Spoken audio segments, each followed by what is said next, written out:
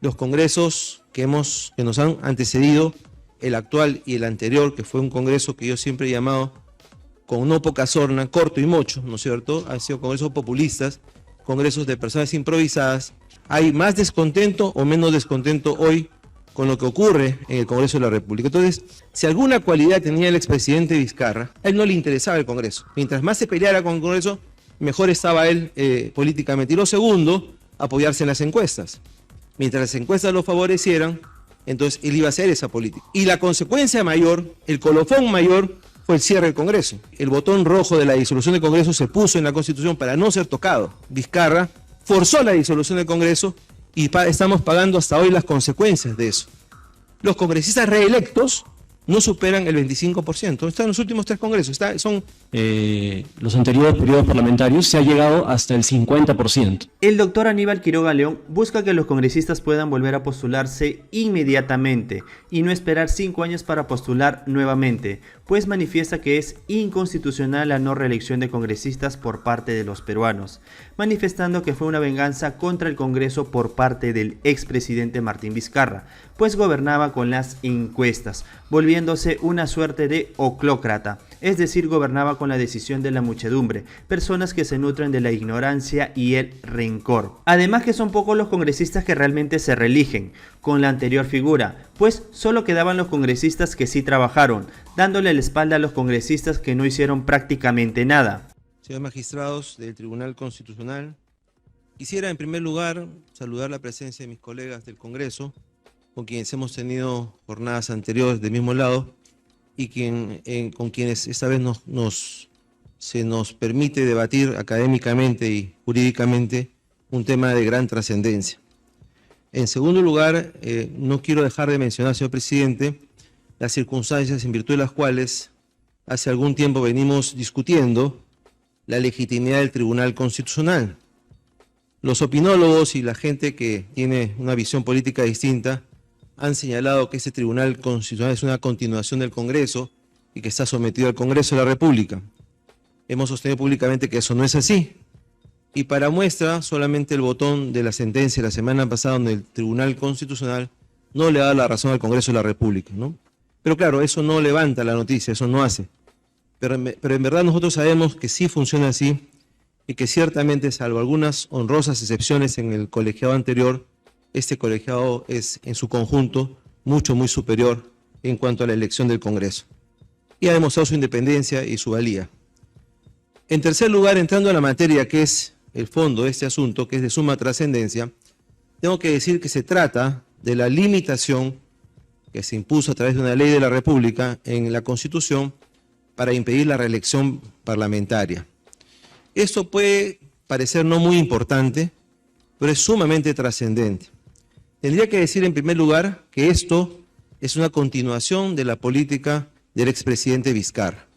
El expresidente Vizcarra, entre otras cosas, cuando asumió la presidencia de la República, en las circunstancias que todos vimos, dijo que tenía que hacer caso a un descontento popular.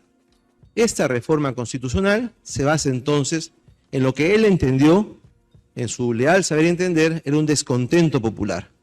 Y por lo tanto, para hacer un contento popular, hizo esta reforma de la Constitución. Y le preguntó a la ciudadanía si quería que los congresistas tuvieran o no tuvieran reelección. Y por supuesto la ciudadanía dijo que no, e introdujo esta reforma de la Constitución en el artículo 90-A de la Constitución, que prohibiría o prohíbe la reelección presidencial, la reelección parlamentaria. ¿Cuál ha sido el resultado de esto? Hemos tenido ya 2 congresos elegidos de esta manera. Y el resultado está a ojos vistas, señor presidente, señores magistrados. Los congresos que nos han antecedido, el actual y el anterior, que fue un congreso que yo siempre he llamado con no poca sorna, corto y mocho, ¿no es cierto? Han sido congresos populistas, congresos de personas improvisadas, que como la Comisión de Venecia dice en sus recomendaciones, han terminado siendo pasto de 2 tipos de funcionarios. Los funcionarios del Congreso antiguos, que copan rápidamente a los parlamentarios nuevos, y los ex parlamentarios que terminan siendo asesores de los nuevos parlamentarios y terminan montándose sobre la política de los nuevos parlamentarios y terminan dirigiendo la política del Congreso. Y el resultado lo vemos hoy día. Eso es lo que tenemos hoy, ¿no es cierto? La pregunta es, ¿hay más descontento o menos descontento hoy con lo que ocurre en el Congreso de la República? Entonces, una reforma constitucional, una política de esta manera no se puede hacer por el arte de las encuestas. Si alguna cualidad tenía el expresidente Vizcarra, esa cualidad reposaba en dos aspectos. En primer lugar, una contención absoluta con el Congreso. A él no le interesaba el Congreso.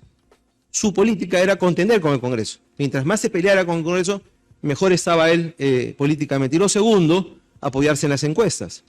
Mientras las encuestas lo favorecieran, entonces él iba a hacer esa política. La pregunta es entonces si eso era conveniente para el país, si es conveniente para la gobernabilidad o si es conveniente para la correcta interpretación de la Constitución.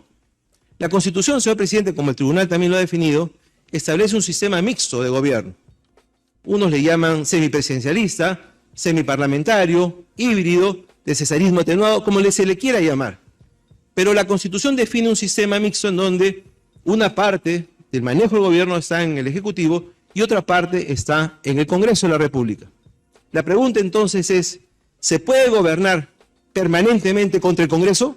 ¿Se puede hacer república, hacer democracia, hacer desarrollo nacional permanentemente peleándose con el Congreso? Pues eso es lo que hizo el señor Vizcarra. Y la consecuencia mayor, el colofón mayor, fue el cierre del Congreso, que ciertamente ese tribunal ya ha fulminado en una sentencia.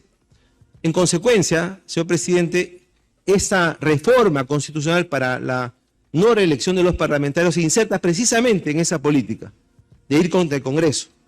Si hiciéramos una encuesta, como lo quiso hacer Vizcarra, para decir cerramos el Congreso, por supuesto que tendría una mayoría importante. La pregunta es si eso es bueno para la República, ¿no? Y por eso fue que disolvió el Congreso, porque las encuestas lo favorecían, no porque sea bueno para el país.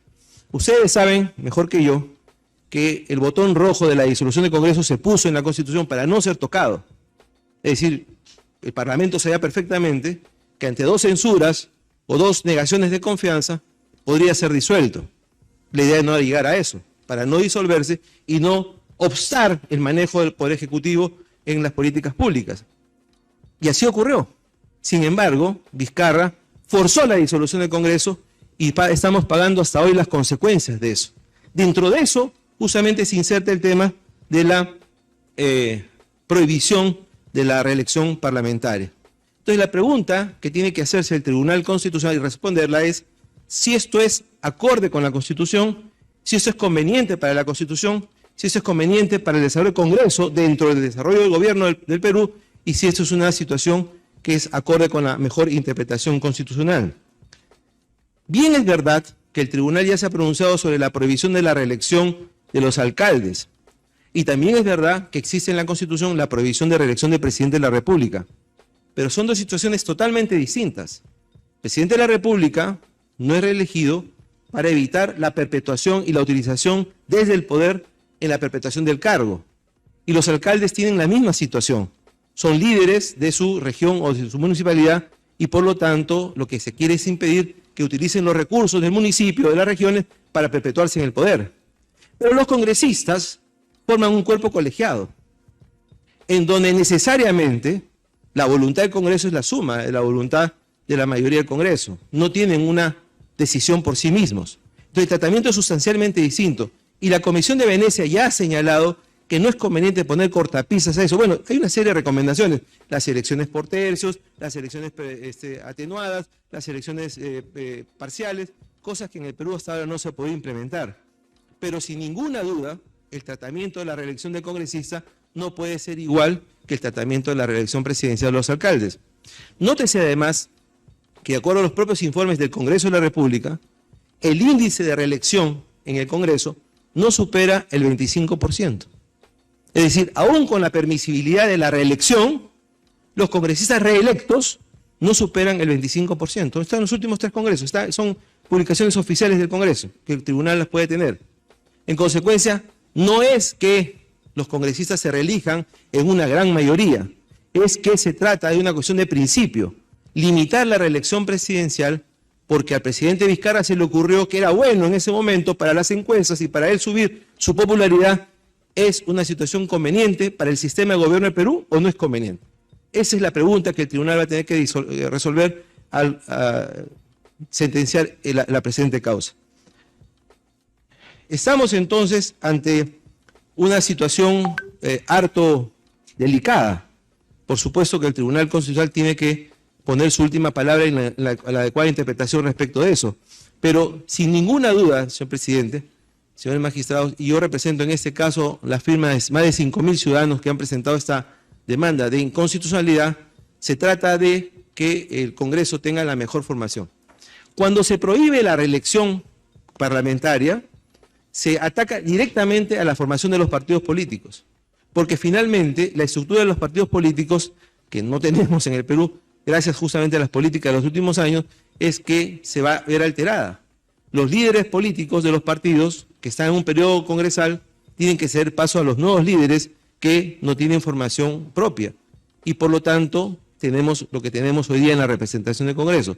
Es la continuación del no partido, es la continuación de la no institucionalidad, es la continuación de la no democracia y la improvisación absoluta, porque como no hay cuadros políticos, porque no existen, tenemos que poner a los que puedan, a los que quieran, a los que lleguen, a los que paguen para estar en una posición del Congreso para ser elegidos. Y finalmente, como hemos escuchado ayer, entre un grupo político elegido, ni siquiera se conocen entre ellos. La pregunta es entonces, y vuelve a ser, ¿esto es conveniente para la Constitución? ¿Esto es conveniente para el desarrollo político del país? Yo creo que evidentemente no.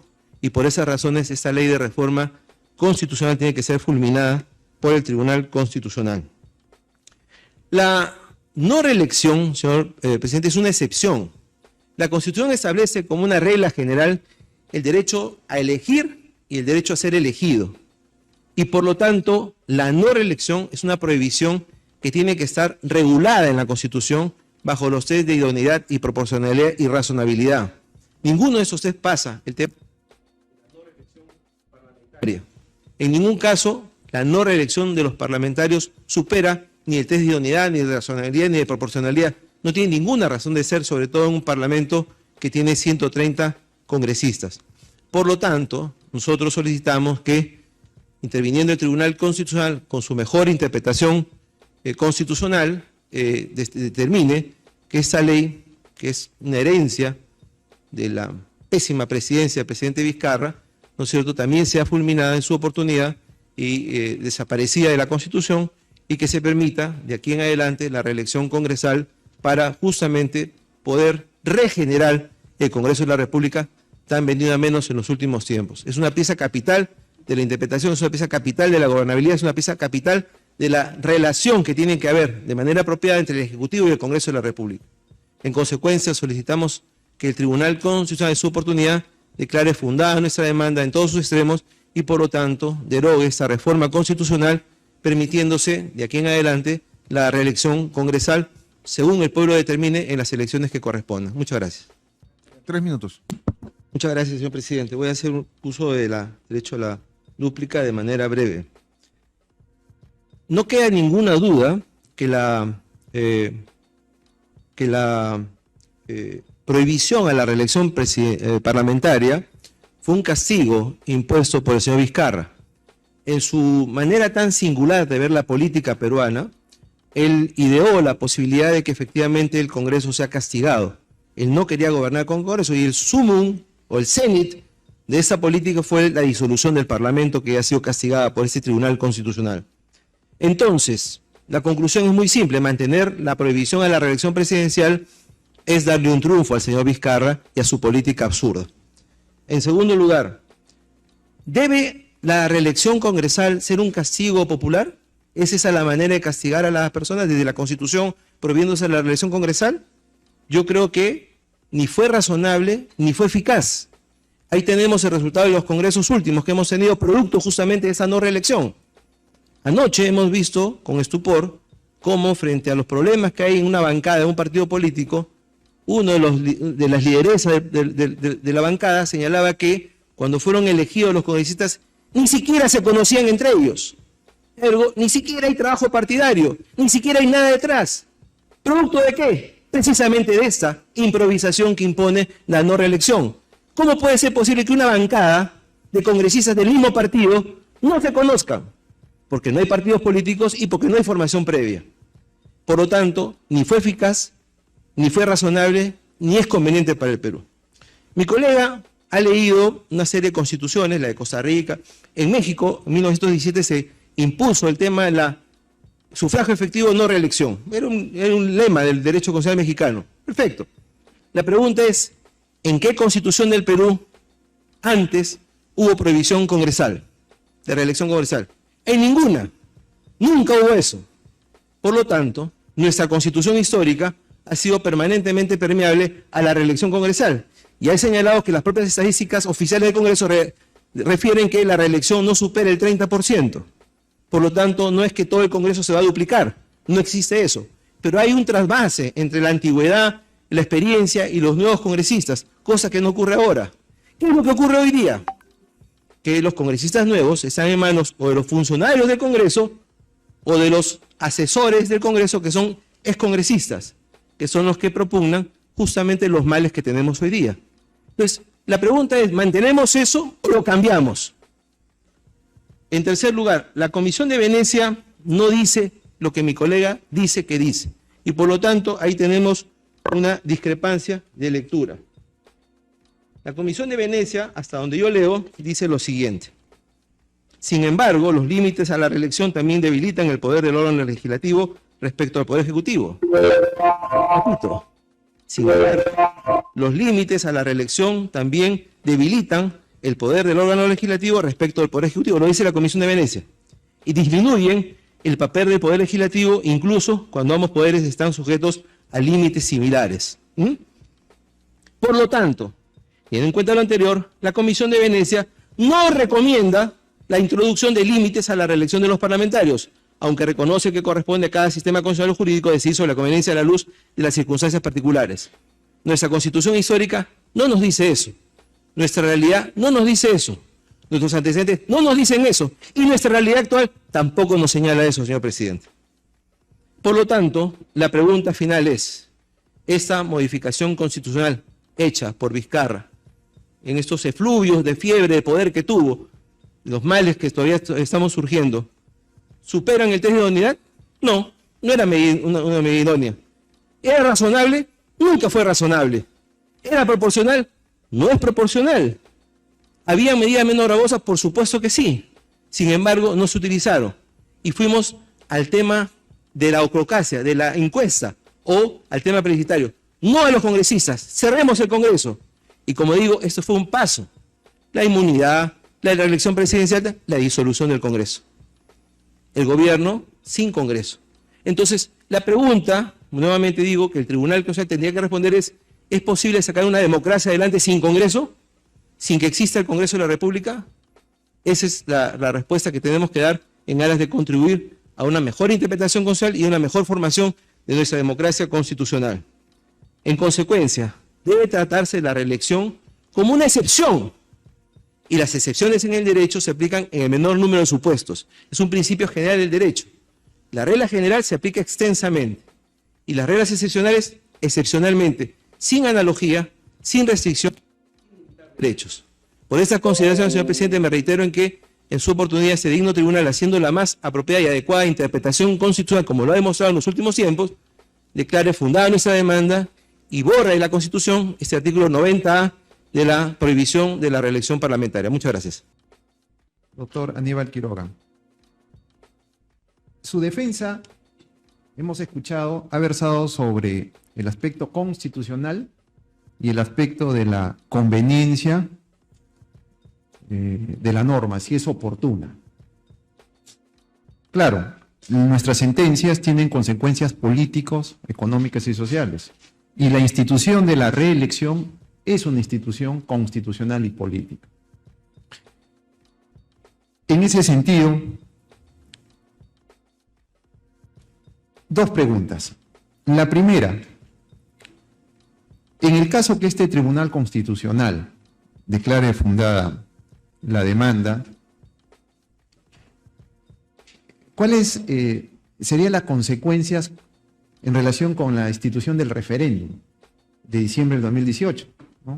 Señalaron la ciudadanía o votaron por que no se permita la reelección inmediata. ¿Cuál sería el efecto? Primera pregunta. Y la segunda, si estuviéramos hablando de una opción constitucionalmente válida, que es la prohibición de la reelección inmediata, ¿acaso usted está planteando la inconstitucionalidad de una norma constitucional? Esas son las dos preguntas. Gracias. Sí, señor magistrado, las dos preguntas son muy importantes. Permítame empezar por la segunda. El artículo 206 de la Constitución establece los mecanismos de reforma constitucional. Y por lo tanto, una reforma constitucional es una reforma constitucional, pero nace de una ley. Y el Tribunal Constitucional desde hace 20 años tiene jurisprudencia reiterada y no contrastada, señalando de que también tiene competencia para revisar las leyes de reforma constitucional. Por lo tanto, no se trata de que sea inconstitucional una reforma constitucional, sino inconstitucional la ley que establece la reforma constitucional, la ley de base. Todos los casos que se han presentado con anterioridad, usted lo puede revisar acá en el tribunal, en donde se han analizado reformas constitucionales han tenido esa misma base. La ley que estructura la reforma constitucional puede ser revisada por el Tribunal Constitucional porque nace como una ley y por lo tanto puede ser inconstitucional como ley.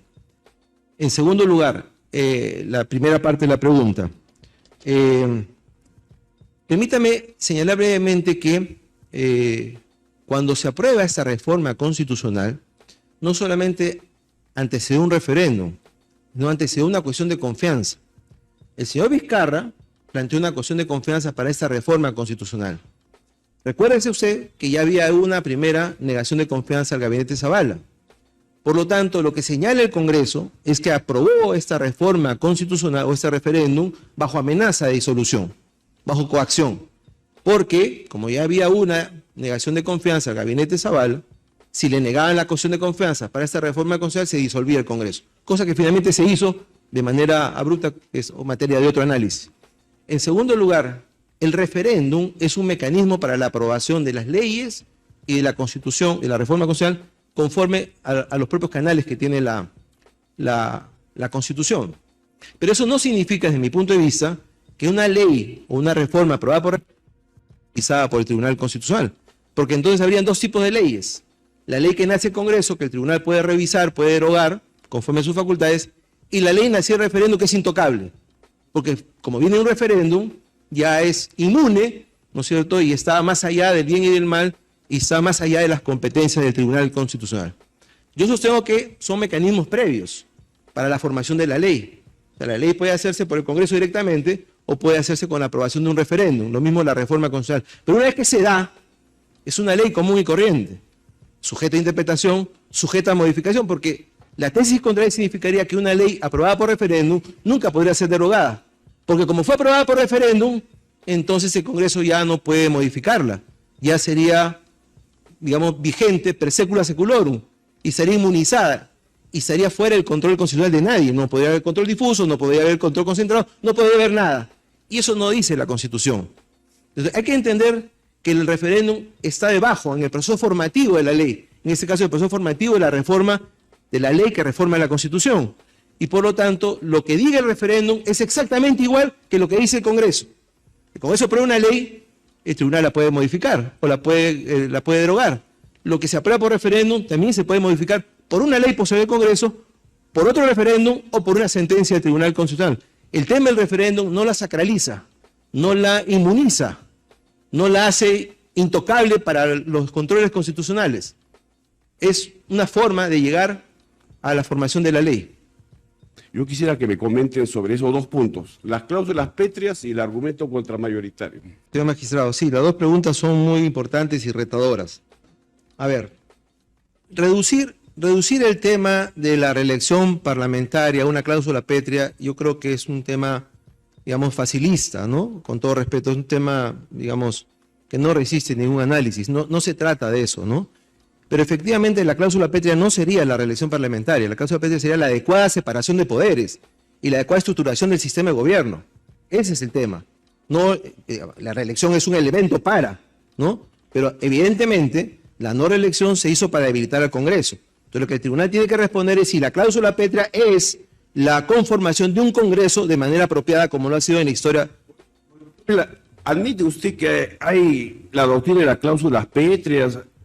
Porque plantear la inconstitucionalidad de una ley de reforma constitucional es porque hay un límite ahí, un límite formal o un límite sustancial, o ambos, ¿no? No sé si usted está planteando ambos.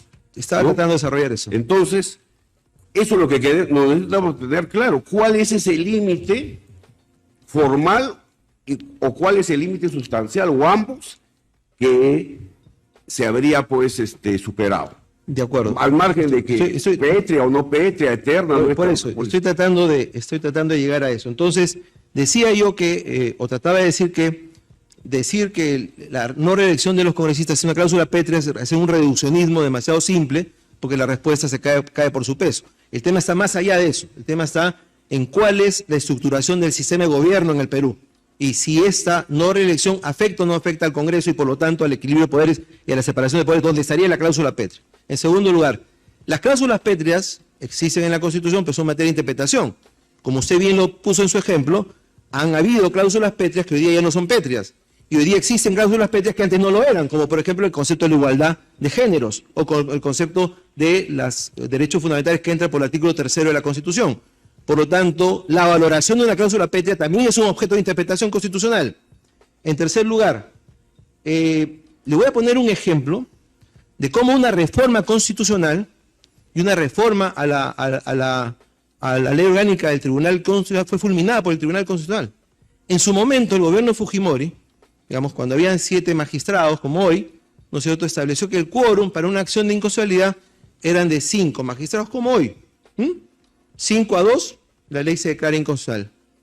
Y el gobierno de Fujimori modificó eso a través de una modificación de la ley orgánica y de la Constitución.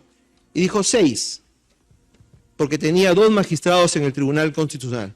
Con lo cual, en teoría, subía el quórum porque era importante declarar que una ley era inconstitucional y en la práctica esterilizaba la acción de inconstitucionalidad porque nunca se iba a llegar al quórum. Y el Tribunal Constitucional, ese Tribunal Constitucional fulminó eso. Era una reforma constitucional. Entonces, imaginemos, por un instante, señor magistrado, que el Congreso aprueba una ley de reforma en donde eleva el quórum de la votación a 7, a unanimidad. O imaginemos que se hace una reforma constitucional con referéndum eliminando el Tribunal Constitucional. ¿Eso no podría ser revisado por el tribunal? ¿Eso no sería competencia del tribunal? Eso es una cosa sagrada porque se hizo en referéndum. O imaginemos, como siempre ponemos como ejemplo, que se hace un referéndum para eliminar la ley de impuesto a la renta. Se hace un referéndum, la gente vota, 99% no hay impuesto a la renta.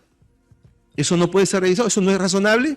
En consecuencia, el hecho de que una ley o una reforma provenga del referéndum no la hace inmune al control constitucional.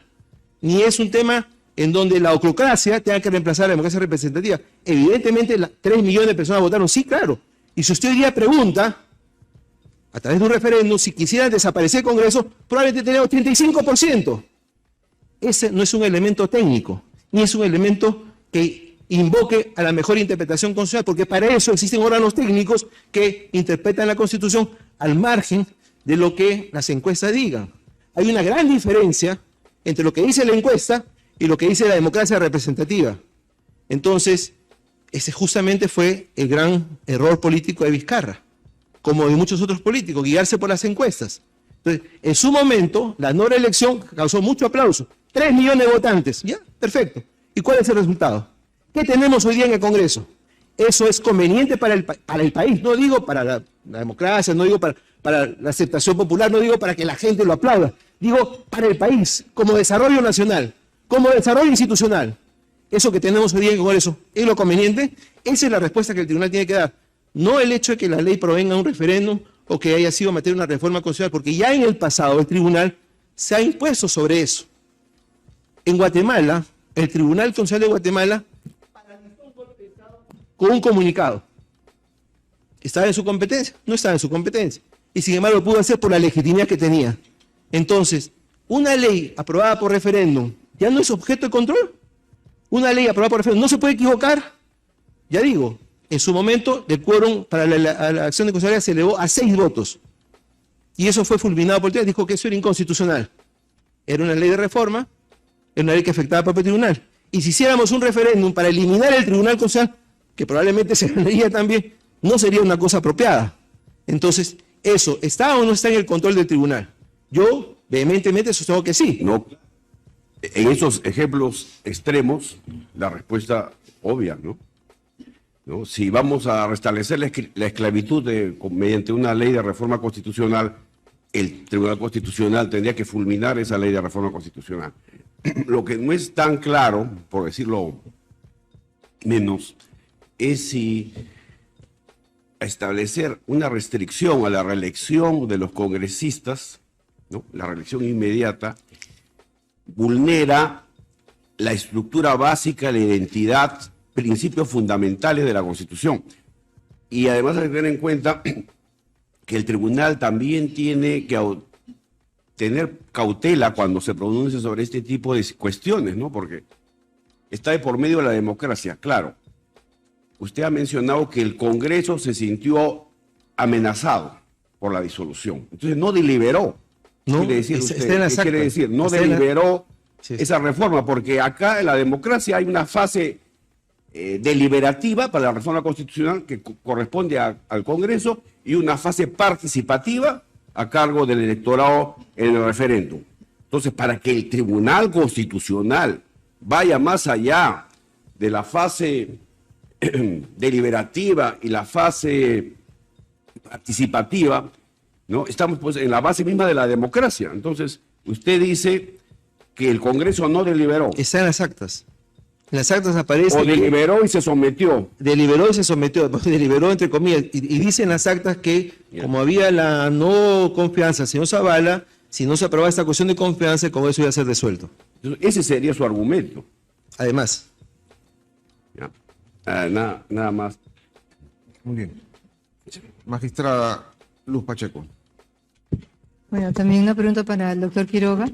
Entiendo, al menos me parece que estamos en un límite entre la conveniencia práctica de esta reforma y su inconstitucionalidad, ¿no? Nosotros tendríamos que pronunciarnos si es inconstitucional, ¿no? La conveniencia práctica me parece a mí que ya depende de puntos de vista o apreciaciones, pero mi inquietud, por decir así, es si se considera que esta reforma no fue conveniente, que es diferente a que sea inconstitucional, porque o sea, hay la posibilidad que los ciudadanos también presenten una iniciativa para modificar y restablecer la reelección, ¿verdad? O el mismo Congreso podría proponer y cambiar nuevamente la Constitución. Entonces, no me llega a quedar claro por qué plantear como inconstitucional cuando me parece que la mayoría de los argumentos son la nefasta, por decir así, consecuencias de esta reforma. No sé si me puede aclarar. muchas gracias por su pregunta. Sí, yo no podría responder por qué no se ha planteado una iniciativa de reforma constitucional o por qué no una iniciativa de reforma de ley o lo que fuere. Yo lo puedo responder por lo que se ha hecho, que es más de 5.000 ciudadanos han firmado por esta demanda de inconstitucionalidad y eso nos da una legitimidad para estar presentes hoy día en el tribunal. Pero yo creo que el punto importante, señora magistrada, es la correcta interpretación constitucional. No es solamente un tema práctico de si los congresistas se eligen o no se eligen, es mucho más que eso. ¿Cuál es la correcta interpretación de la Constitución? ¿Cuál es el sistema de gobierno que tiene el Perú? ¿Cuál es el sistema de gobierno? Es un sistema de gobierno donde el presidente o la presidenta es omnímoda y no tiene controles, ¿no? Y el Congreso es una caja de resonancia, o un sistema de gobierno en donde se hace el gobierno a la limón entre las facultades que tiene el presidente de la República como jefe del Ejecutivo y las facultades del Congreso, que tienen que estar cohesionadas.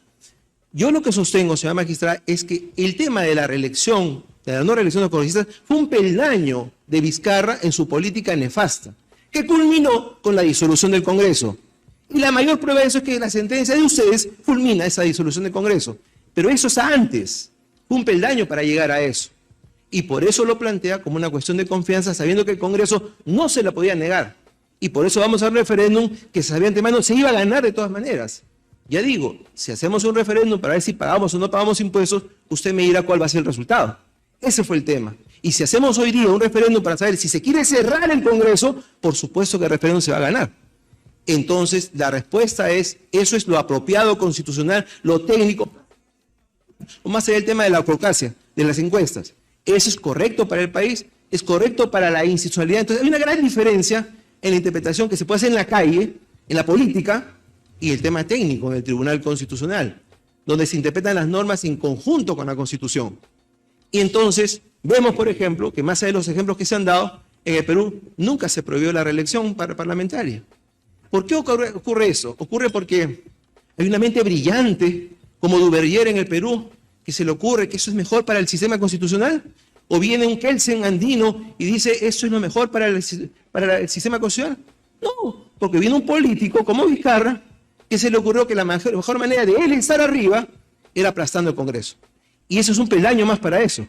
Es un elemento para llegar al clímax que fue la disolución total del Congreso y entramos en un interregno que no estaba previsto. Yo he sostenido que la disolución del Congreso es un botón rojo, puede ser en la Constitución para no ser apretado.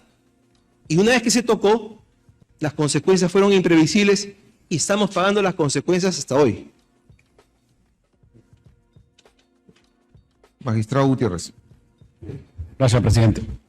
En la misma lógica de las preguntas que se han hecho, sobre todo del magistrado Ochoa, concretamente al doctor Quiroga quisiera preguntarle cuál es la fórmula que nosotros deberíamos adoptar finalmente en su demanda. ¿Deberíamos declararla derogatoria de la reelección? ¿Cuál sería en concreto la medida? Sí, señor, muchas gracias. La pregunta también es muy importante. Mire, cuando se deroga una ley derogatoria, hay un problema, que se queda un vacío, ¿no? Y el principio jurídico del derecho romano dice la derogación de la ley derogatoria no hace revivir la primera. Pero en ese caso no hay ley primera. Es una ley aducida, una ley añadida. El artículo 90A no tiene precedentes. Por lo tanto, si lo borramos de la Constitución, regresa a la Constitución a su texto original. No hay nada que reponer. Simplemente no habrá prohibición de reelección. La regla general, dije hace un rato, es la reelección de los congresistas. La excepción, la prohibición es lo que se añadió. Si sale el añadido, sale la prohibición, por lo tanto se convierte en una conducta permisiva y no va a pasar absolutamente nada que no ocurriera hasta antes de la reforma del señor Vizcarra. Estaríamos técnicamente haciendo una reforma a la Constitución, doctor. Estaríamos ante la derogación de una ley que propició una reforma inconstitucional de la Constitución. Pero haciendo una reforma técnicamente, porque si estamos nosotros, hay un modelo que usted lo ha dicho con bastante ilustración, que históricamente nuestro modelo permite la reelección, pero hay una reforma constitucional que ha prohibido, ha cambiado el modelo y ha optado a un modelo en el cual no hay reelección. Nuestra decisión terminaría reformando lo realizado, que desde una perspectiva formal que usted no lo ha cuestionado en su demanda, se ha cumplido con los presupuestos establecidos en la Constitución, es decir, se ha hecho por el camino que corresponde al artículo 206. Técnicamente lo que haríamos nosotros es reformar la Constitución. No, yo creo que lo que ustedes tendrían que hacer es eliminar una ley inconstitucional que pretendió reformar de manera anómala la Constitución. Es como el caso del quórum para la acción de inconstitucionalidad, que también fue quitada de la Constitución producto de una sentencia del Tribunal Constitucional. Exactamente igual. No sé si genere derecho ese tema propiamente, doctor, porque aquí creo que el punto central radica en la titularidad de un tribunal constitucional y que, por ejemplo, la postura más permisible del doctor Ochoa, por ejemplo, puede ser posible de control en tanto en cuanto sea una norma pétrea, ¿no? Y eso es hasta polémico porque en la doctrina hay quienes sostienen de que no se puede revisar una reforma constitucional por el fondo. Entonces, el doctor está dando una aberturita, está dando en esa perspectiva, ¿no? Y hay otros que sostienen únicamente la posibilidad de poder hacer el control por la vía de la forma. Entonces, en este caso, lo que usted está planteando técnicamente es una reforma de fondo. Entiendo la postura que usted plantea y lo hemos señalado en una anterior sentencia de que el régimen de Vizcarra es un régimen autoritario. Eso está fuera de toda duda. Pero aquí básicamente lo que estamos hablando es la instauración de un modelo. Por ejemplo, desde esa perspectiva podríamos cuestionar también el unicameralismo, ¿no? El unicameralismo también fue construido con la finalidad, inicialmente lo dice Valentín Paniagua, no yo, de poder someter al Congreso, un Congreso pequeño, y por tanto podríamos cuestionar también la reforma constitucional que instauró el unicameralismo. Y podríamos cuestionar también el Senado en otros países, donde se ha pretendido inclusive eliminar el Senado en algunos lugares. Entonces, lo que más me preocupa desde mi perspectiva es que nosotros nos convirtamos en un poder despótico que terminamos afectando el cuadro de fuentes del derecho y terminemos asumiendo una función que no tenemos, que es de poder controlar una reforma, cuando nosotros somos un órgano de interpretación. Yo le pregunto, y con esto concluyo las preguntas hacia usted, si no sería conveniente, en vista de que en efecto hay una grave problemática al respecto, que lo conveniente sería establecer una sentencia estipulativa o exhortativa, tomando en cuenta que así como el Congreso realizó este cambio, ¿por qué el Congreso no podría volver a realizar el cambio que sí tiene potestades de poder constituyente derivado? ¿No sería técnicamente más adecuado establecer una sentencia de este modelo? Sí, señor, muchas gracias. Voy a contestar las dos partes de su pregunta. En primer lugar, si una cláusula es pétrea o no, que existen las cláusulas pétreas, por supuesto, un núcleo duro de la Constitución, como la queramos llamar, eso va a depender de la interpretación que haga el Tribunal Constitucional, ¿no? El tribunal determinará si eso está en el lugar pétreo o ya no está en el lugar pétreo. El señor Ochoa citaba con toda justicia el tema de la esclavitud, yo citaba el tema del género, hay muchas cosas, ¿no? Hay cláusulas pétreas o núcleos duros en la Constitución que sin duda alguna van evolucionando y eso va a depender de dónde se ponga el intérprete de la Constitución. En segundo lugar, que si el tribunal es un poder despótico o no, dificulto que lo sea, ¿no? Yo creo que el tribunal, como todas las altas cortes de justicia del mundo, van horadando su competencia, van estableciendo márgenes de competencia. Entonces, la pregunta es bien simple. ¿Nos quedamos en la forma? No lo puedo hacer, a pesar de que sé que es inconveniente, a pesar de que sé que hace daño, a pesar de que sé que mi sentencia puede modificar una realidad que está siendo perjudicial para el país, porque la forma me lo impide, o avanzo más allá y hago una interpretación mucho más completa. Ya dije hace un rato, y vuelvo a citar si usted me lo permite, también se quiso esterilizar al tribunal con elevar el quórum y eso fue modificado por el tribunal. Yo creo personalmente que sí, el tribunal puede hacerlo. Pero terminaría con una cita de Couture. Eduardo J. Couture decía, a mí el derecho nunca me impidió hacer justicia. Y entonces, en verdad, va a depender de lo que ustedes quieran ponerse. Si quieren poner formales, decir, no veo esto porque la formalidad me lo impide, eso será una cosa respetable. Si quieren ir más allá y decir, no, eso afecta a la separación de poder, afecta a la estructura, afecta a la construcción de nuestra democracia, y tenemos algo que decir, eso por supuesto será bienvenido. Muchas gracias. ¿Cuál sería el fundamento jurídico que nos estaría indicando que acá hay algo superior que justificaría expulsar esa prohibición? Voy a tratar de responder. El fundamento jurídico es que se trata de una excepción. Y las excepciones en el derecho, conforme está regulado en el artículo 4 del título preliminar del Código Civil como norma de alcance general, se aplican restrictivamente. No pueden ser objeto de analogía ni pueden ser objeto de interpretación analógica o extensiva. Por lo tanto, tiene que haber una justificación jurídica para que se prohíba la reelección congresal. ¿Cuál es el fundamento de esa prohibición? No hay que justificar la no reelección. O sea, mejor, no hay que justificar la reelección, que ya estaba en la Constitución. Hay que justificar por qué la no reelección es plausible, es una cosa aceptada o es una cosa conveniente. Y no hay ninguna. Como dije hace un rato, usted me disculpará si redundo en la parte sociológica histórica, esto fue un argumento político, no fue un argumento constitucional. Además, con una pistola sobre la nuca del Congreso diciéndole, si tú no me apruebas esta reforma, yo te voy a disolver. Entonces, si usted revisa, además, las actas de la reforma y de la aprobación de eso, no hay ningún fundamento que justifique la no reelección, salvo el hecho de que nos van a disolver y vamos a ir a un referéndum para que eso se apruebe. Entonces, la respuesta es más bien al revés, porque el señor magistrado, mientras se dio la palabra, dice que no le he respondido. Sí le he respondido. Yo sostengo que el tribunal tiene que pronunciar una sentencia de fondo, no una meramente exhortativa a la cual el Congreso no le va a hacer caso. Entonces, la respuesta jurídica es, ¿cuál es la justificación constitucional, histórica, plausible, conveniente para que se prohíba la reelección congresal? El resultado es exactamente el contrario. El resultado, y yo a usted que tiene tanta experiencia no le voy a enseñar nada, es cuestión de ver lo que ha pasado ayer en el Congreso. Ese es el resultado. Ese es el resultado objetivo, la no reelección, con un índice de reelección de no más del 30%, en donde finalmente los congresistas nuevos terminan haciendo lo que hacen y siendo, como dice la Comisión de Venecia, objeto de control por parte de los asesores antiguos o los excongresistas que fungen de asesores.